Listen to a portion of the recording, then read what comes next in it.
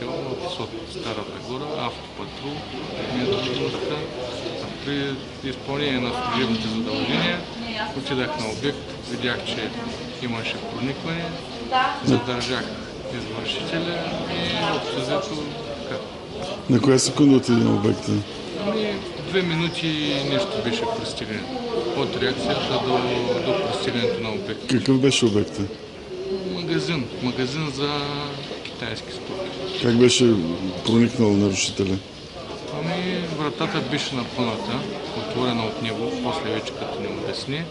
Беше влезнал вътре и бяха приготвени монетник, портмонета и такива неща за изнасяне.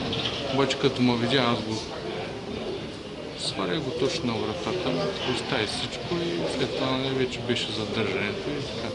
Полицаите пристигнаха много бързо, благодарение на комуникацията. Не трябва да спомена диспетчера, оперативния, с който говорех там, просто много бързо се задействаха нещата. Всичко беше екипно, не само. На втората минута те пък бяха при нас и после описвания и така. Ама нямаше, благодарение на бързата реакция, нямаше изчезнали неща от магазина. Благодарение на това. Иначе, ако беше излязъл, бяхме ли го изтървали, нямаше да му да върнем нищо. Щяхме да установим само, че вратата е разбита. Общо взето, тъй беше накратко.